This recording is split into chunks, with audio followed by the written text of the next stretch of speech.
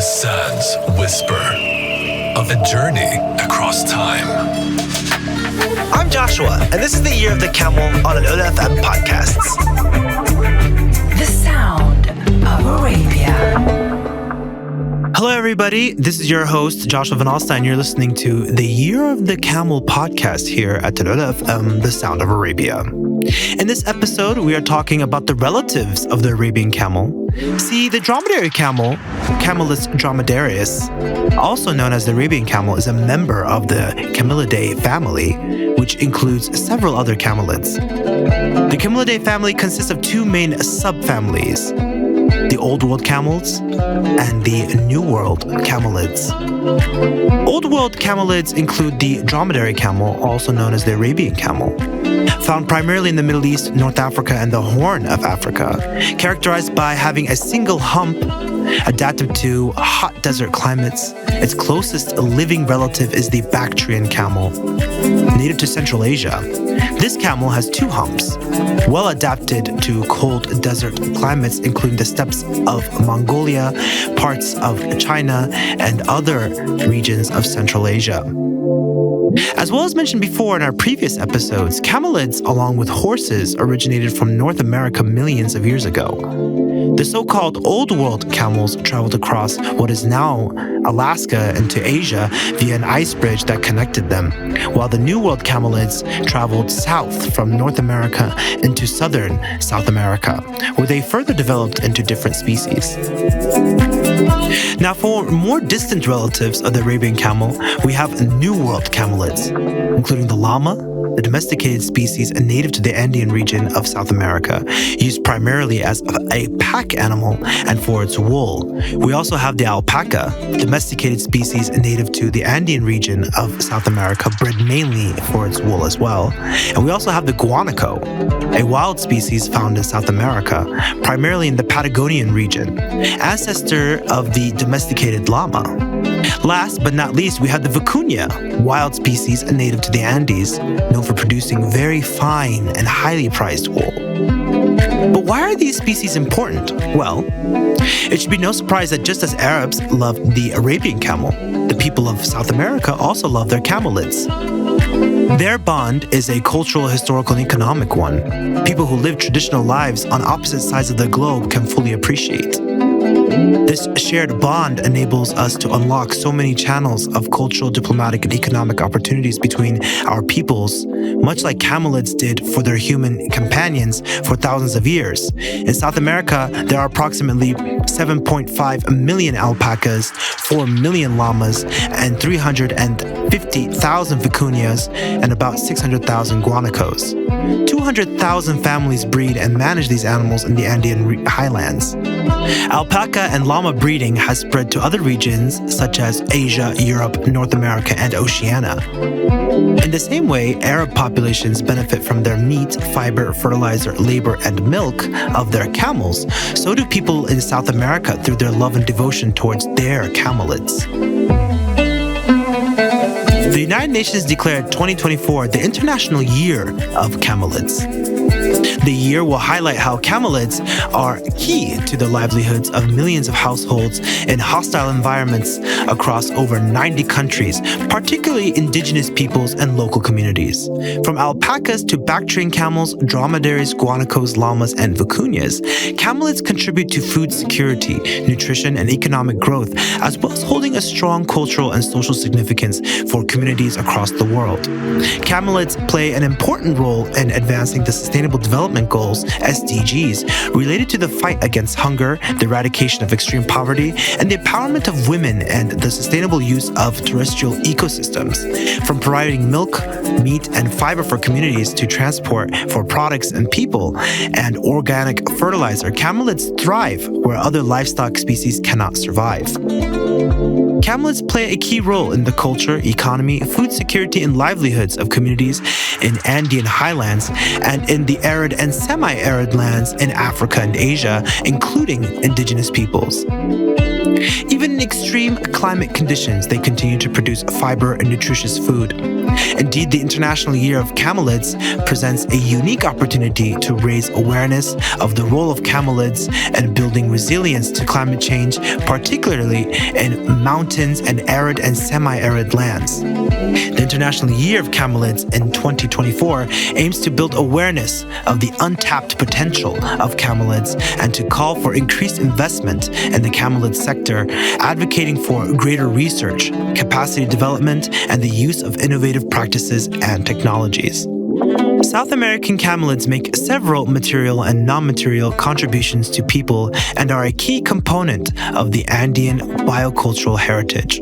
From the perspective of the IPBES conceptual framework, South American camelids constitute the nature component in the complex system of interactions between human societies and the Andean mountain environment. There are 4 South American camelids living species today, 2 of which are wild, or salpa in the indigenous cosmovision, guanaco, vicuña. Secondly, the llama and the alpaca were domesticated 5,000 years ago and are therefore iwa in the indigenous cosmovision. Both wild and domestic camelids were, in several cases still are, the most highly appreciated resource for Andean livelihoods. Historically, camelids and their contributions have been used by Andean people since the peopling of the Americas over 11,000 years ago.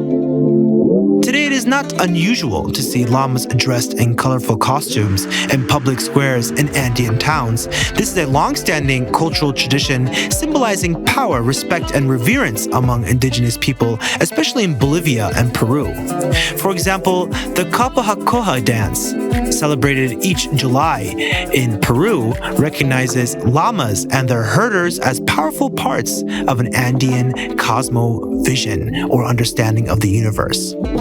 Andean cultures possess a holistic worldview that encompasses humans, plants, animals, the land, rivers, mountains, rain, snow, and of course, llamas. Many Andeans associate animals with supernatural beings. Herders in Peru believe that their llama and alpaca flocks do not belong to them. They are the property of wamani, spirits that reside within waters or mountain peaks.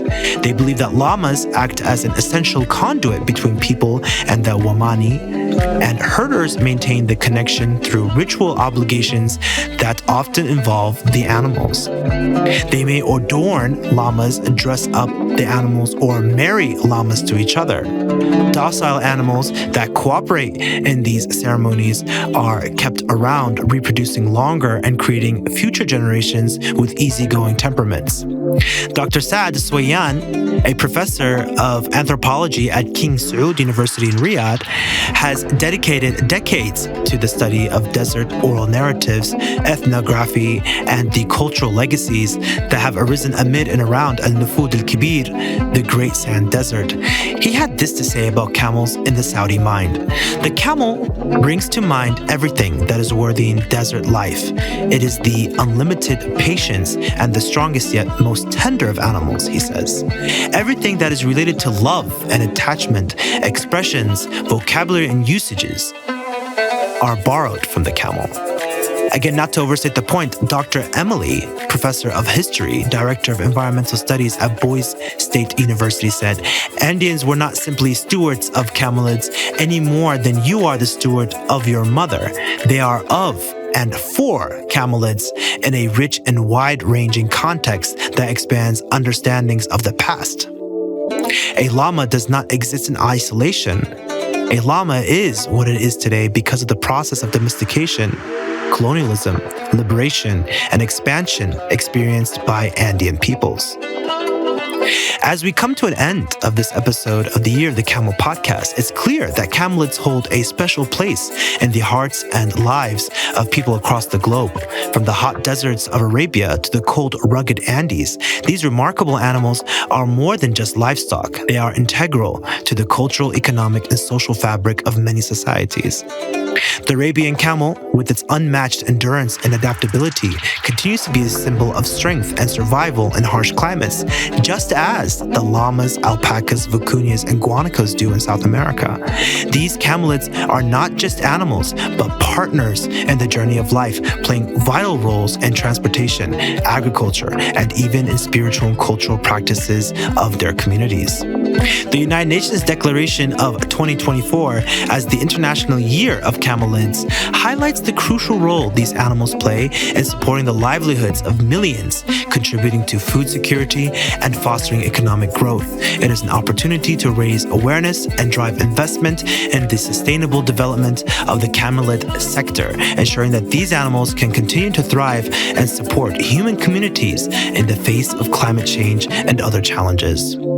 In celebrating the Year of the Camelids, we are reminded of the deep connections between humans and animals and how these relationships have shaped our histories and continue to influence our futures. Whether it's the Arabian camel wandering the deserts of Saudi Arabia or llamas adorned in vibrant costumes in the Andes, these camelids are a testament to the enduring bond between humans and nature. Thank you so much for joining me, your host, Joshua Van Alstyne, on this journey through the fascinating world of camelids. Stay tuned to Al-Ula FM, The Sound of Arabia, for more episodes exploring the rich tapestry of our shared global heritage. Until next time, take care and keep exploring the wonders of the camel world around us. Thanks for joining us on this journey into the Year of the Camel. Until next time, this is Joshua Van Alstyne, signing off on the Al-Ula FM podcast's The Sound of Arabia. Thanks for listening. Don't forget to subscribe for more fascinating insights on the Year of the Camel with Al-Ula FM podcasts. The Sound of Arabia.